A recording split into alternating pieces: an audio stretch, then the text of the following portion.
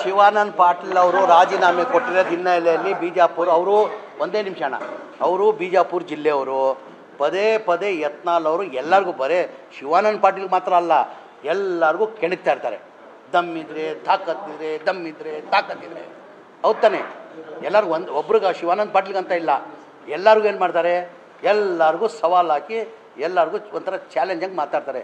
ದಮ್ಮಿದ್ರೆ ತಾಕತ್ತಿದ್ರೆ ರಾಜೀನಾಮೆ ಕೊಡಿ ಬನ್ನಿ ಅಂತ. ಇವತ್ತು ಶಿವಾನಂದ ಪಾಟೀಲ್ಗೆ ದಮ್ಮಿದೆ ಅಂತ ಹೇಳ್ಬಿಟ್ಟು ಅವ್ರು ಇವತ್ತು ರಾಜೀನಾಮೆ ಆಗಿದ್ದಾರೆ. ಕಂಡೀಷ್ನಲ್ಲಿ ರಾಜೀನಾಮೆ ಏನಂತ ಅವ್ರ ಸವಾಲನ್ನು ಅವ್ರು ನಿನ್ನ ತಂದೆ ಹುಟ್ಟಿದ್ರೆ ಅಂತ ಅವ್ರಿಗೇನೋ ಸವಾಲು ಹಾಕಿದ್ರಂತೆ. ನೀನೇನಾರ ಶಿವಾನಂದ ಪಾಟೀಲ್ ನಿನ್ನ ತಂದೆಗೆ ನಾವು ಹುಟ್ಟಿದ್ರೆ ನೀನು ರಾಜೀನಾಮೆ ಕೊಟ್ಟು ನನ್ನ ಮೇಲೆ ಬಾ ಅಂತ ಏನೋ ನನ್ನ ಮೇಲೆ ನಿಲ್ಲು ಅಂತ ರಾಜೀನಾಮೆ ಕೊಟ್ಟಿದ್ರಂತೆ. ಆ ಕಾರಣಕ್ಕೆ ಏನು ಮಾಡಿದ್ದಾರೆ, ಅವರು ರಾಜೀನಾಮೆ ಕೊಟ್ಟಿದ್ದಾರೆ, ರಾಜೀನಾಮೆ ಕೊಟ್ಟು ಕಂಡೀಷನಲ್ ಹಾಕಿದ್ದಾರೆ. ಈಗ ಅವರು ರಾಜೀನಾಮೆ ಕೊಡಲಿ, ನಾನು ಅವ್ರ ಮೇಲೆ ಚುನಾವಣೆ ನಿಲ್ಲಕ್ಕೆ ನಾನು ಸಿದ್ಧ ಅಂತ. ಈಗ ಅವ್ರ ನಮ್ಮ ಅಪ್ಪನ ಹುಟ್ಟಿದ್ದೀನಿ ಅಂತ ಅವ್ರು ಸಾಬೀತುಪಡಿಸಿದ್ದಾರೆ. ಈಗ ಅವ್ರ ಅಪ್ಪನ ಹುಟ್ಟಿ ಅವ್ರು ಸಾಬೀತುಪಡ್ಬೇಕು ತಾನೆ. ಯತ್ನಾಳ್ ಅವ್ರು ಎಲ್ಲರೂ ಯಾರು ನೋಡಿದ್ರು ಮತ್ತೆ ಈಗ ಇದೆಯಲ್ಲ ದಮ್ಮು ತಾಕತ್ ತೋರಿಸ್ಲಿ. ಈಗ ಎಲ್ಲ ಟುಸ್ಪಟಾಗಿ ಆಗ್ಬಿಟ್ಟಿದೆ ಅಂತ ಬೆಳಗಿಂದ ಎಲ್ಲೂ ಮಾಧ್ಯಮದಗೂ ಸಿಗ್ತಾಯಿಲ್ಲ ಅಂತೆ.